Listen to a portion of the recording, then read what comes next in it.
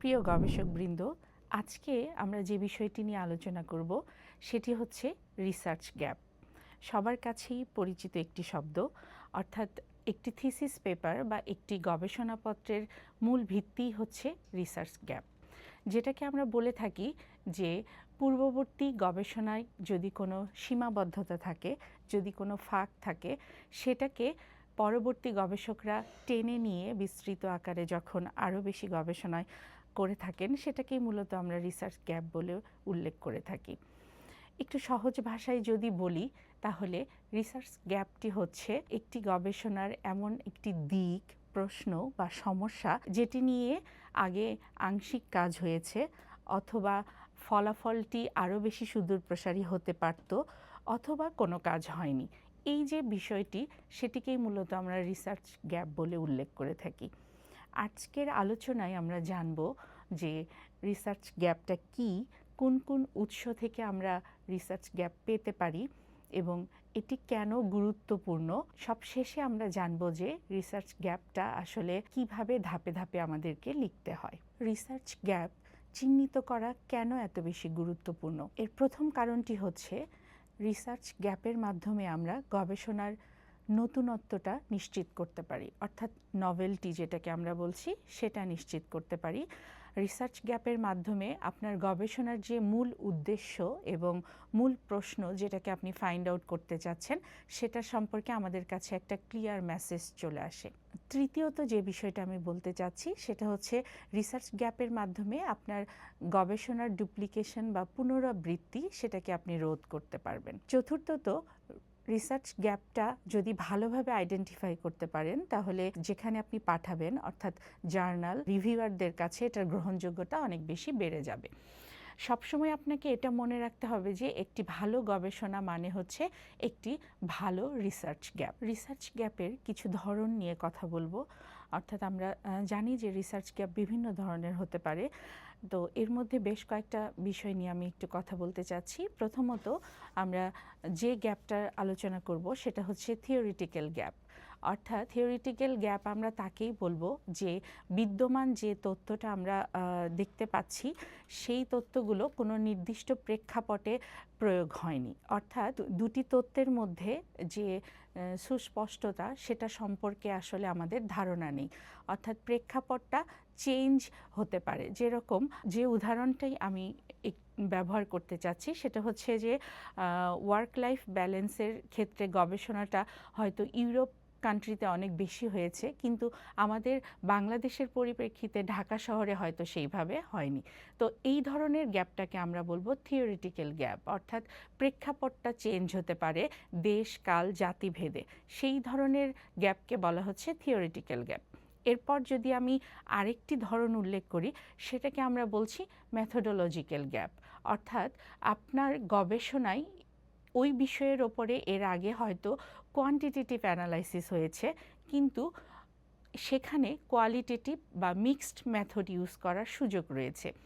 এই যে সুযোগ রয়েছে, আপনি আগে একটি পদ্ধতি ইউজ করেছেন, কিন্তু সেটাকে চাইলে আরও পদ্ধতি ইউজ করে গবেষণাটি করা সম্ভব। এই ধরনের গ্যাপটাকে বলা হয় মেথোডোলজিক্যাল গ্যাপ। রিসার্চ গ্যাপের ৩ নম্বর যে ধরনটি নিয়ে কথা বলতে চাচ্ছি সেটি হচ্ছে কনটেক্সচুয়াল বা জিওগ্রাফিক্যাল গ্যাপ।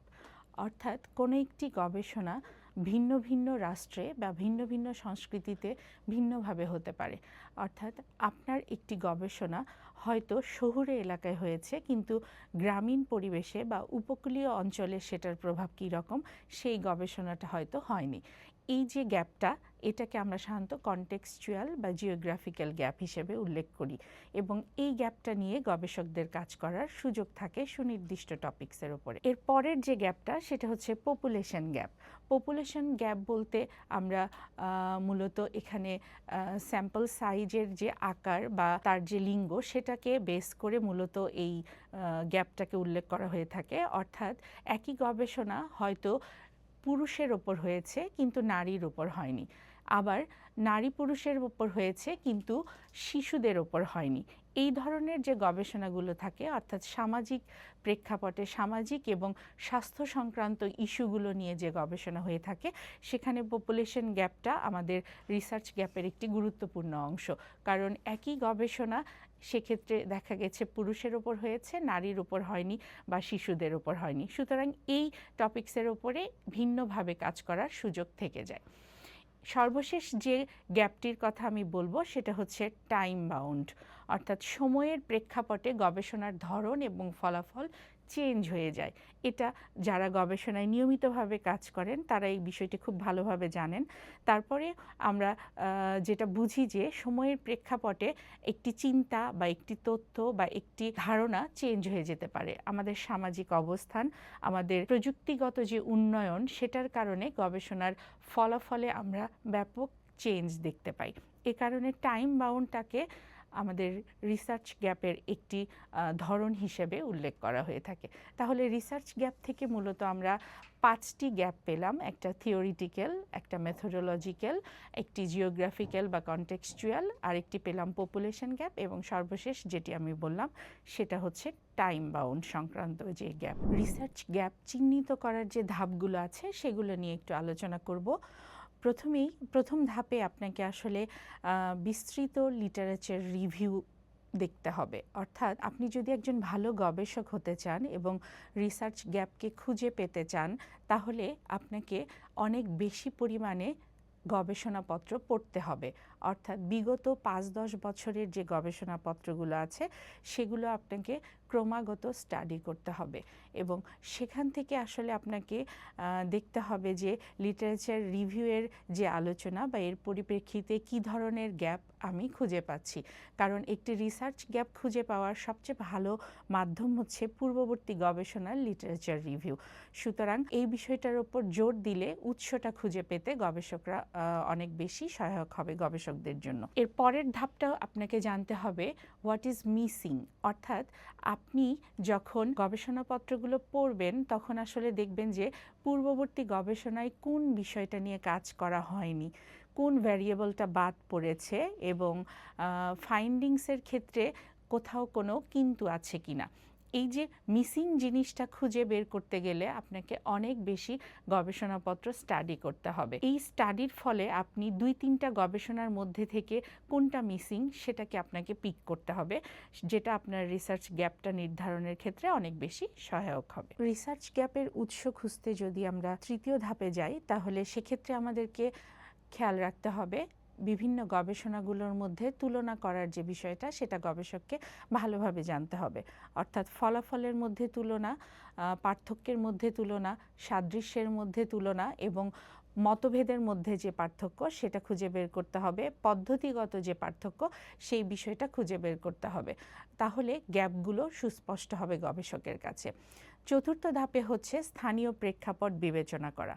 স্থানীয় প্রেক্ষাপট বিবেচনা করা বলতে বোঝাচ্ছে স্থান কাল পাত্রভেদে আপনার গবেষণার ফলাফল ভিন্ন হতে পারে। সুতরাং প্রত্যেকটা গবেষণার সামাজিক, অর্থনৈতিক এবং সাংস্কৃতিক যে বিষয়গুলো আছে সেগুলো যদি আপনি অনেক ভালোভাবে ক্রিটিক্যালি চিন্তা করেন তাহলে সেখান থেকে আপনি একটি গ্যাপ খুঁজে পাবেন। অর্থাৎ স্থান এবং অর্থনৈতিক যে বিষয় এবং প্রত্যেকটা দেশের যে কালচারাল ডিফারেন্স সেটা আসলে গবেষণার গ্যাপ খুঁজে পেতে গবেষকদেরকে অনেক বেশি সহায়তা করে থাকে।